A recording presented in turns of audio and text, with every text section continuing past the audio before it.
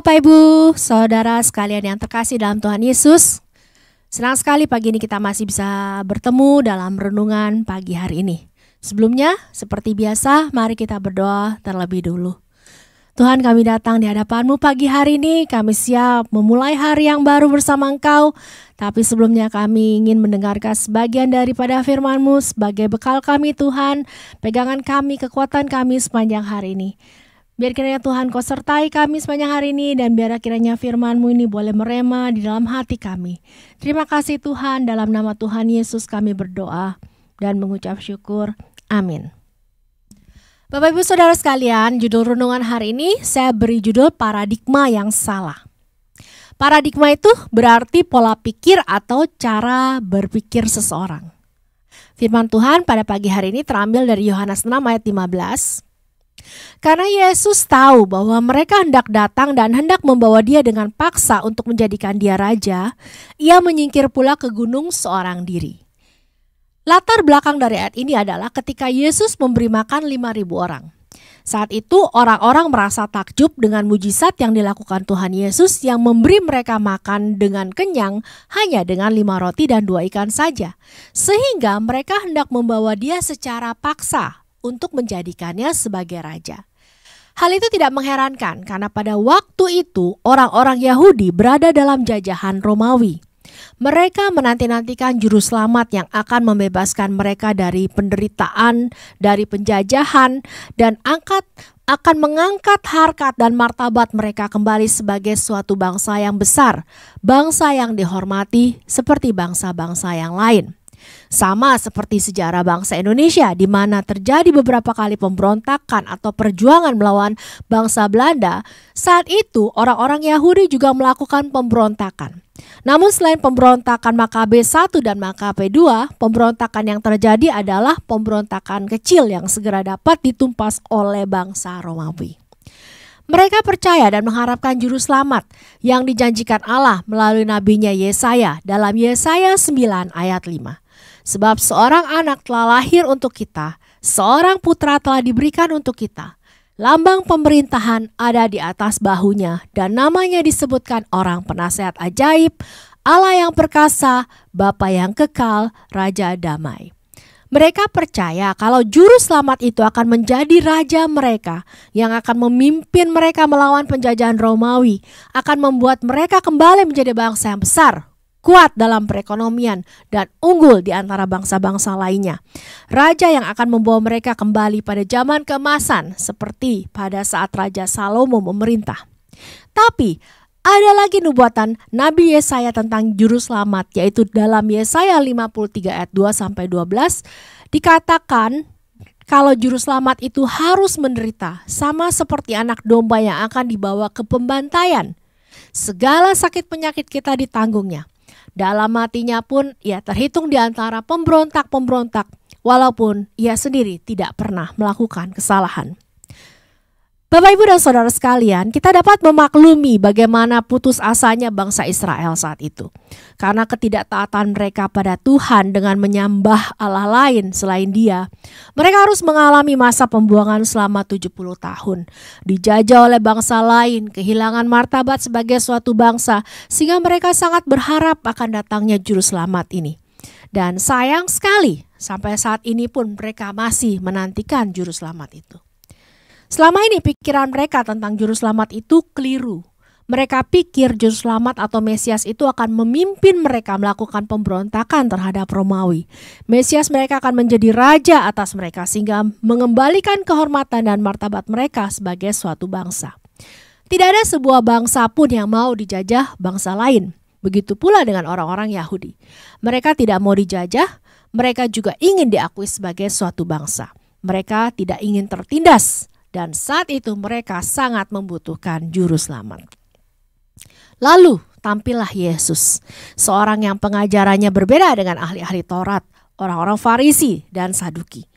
Matius 7 ayat 29 dan Markus 1 ayat 22 menyebutkan Yesus mengajar mereka sebagai orang yang berkuasa. Pengajaran dan perbuatan Yesus membuat mereka di dalam Matius 12 ayat 23 dan Matius 13 ayat 54 takjub akan Yesus. Sehingga mereka berkata, dari mana diperolehnya hikmat itu dan kuasa untuk mengadakan mujizat-mujizat itu? Yesus tidak mengajar seperti ahli-ahli agama mereka yang membebankan banyak aturan yang berat, tetapi mereka sendiri tidak mau menjalaninya. Yesus mengajar mereka dengan kuasa, dengan wibawa yang daripada Allah. Bapak, Ibu, dan Saudara sekalian, tentu sangat wajar apabila saat kita berada di tengah-tengah kesesakan dan penindasan seperti orang-orang Yahudi pada saat itu, kemudian tampillah seseorang yang membawa air yang sejuk, membawa pengharapan, dan membuat orang mulai bertanya-tanya tentang Yesus. Siapakah dia? Apakah dia juru selamat yang dijanjikan itu? Mereka sudah membayangkan bagaimana luar biasanya bangsa mereka nanti jika dipimpin oleh seseorang seperti Yesus yang berwibawa, penuh kuasa, dan sanggup mengadakan mujizat. Wah, mereka akan menjadi bangsa yang tidak terkalahkan. Kehormatan mereka sebagai bangsa akan kembali, lebih-lebih adalah karena mereka adalah bangsa yang dipilih oleh Tuhan sendiri. Akan tetapi Tuhan Yesus mengetahui pikiran mereka. Kalau mereka mencari Tuhan karena punya maksud dan tujuan yang salah. Ada banyak ayat di dalam Injil yang menuliskan bahwa Tuhan Yesus mengetahui pikiran manusia pada saat itu. Dan pikiran manusia tidaklah seperti apa yang dipikirkan Allah. Mazmur 139 ayat 2 mengatakan, Engkau mengetahui kalau aku duduk atau berdiri. Engkau mengerti pikiranku dari jauh. Dan Mazmur 94 ayat 11 mengatakan Tuhan mengetahui rancangan-rancangan manusia. Sesungguhnya semuanya sia-sia belaka.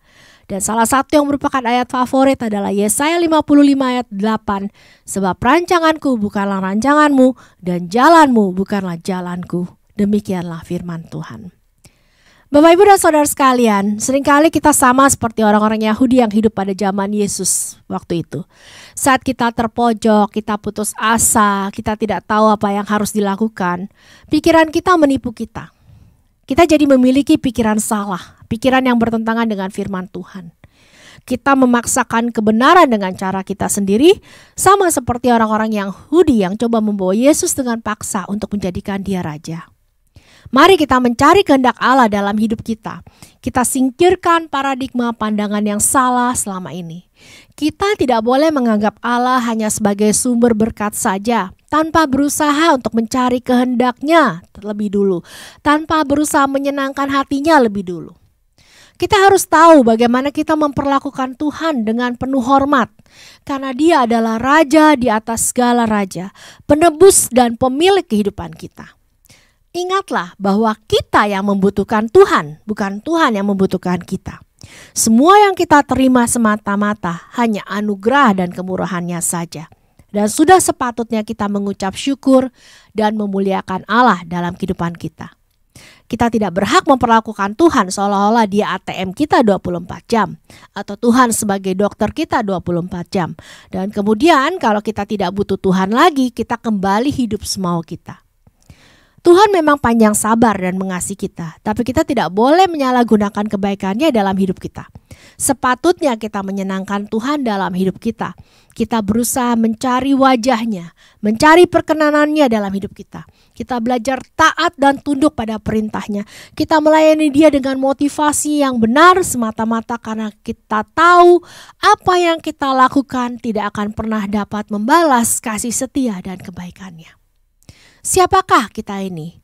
Kita hanya debu di mata Allah, tapi kita dikasihinya begitu rupa sehingga dengan kematian anaknya yang tunggal, Ia memulihkan kembali hubungan kita dengan Allah yang tadinya hancur, sehingga kita boleh memanggilnya Ya Aba, Ya Bapa di dalam Kristus Yesus anaknya.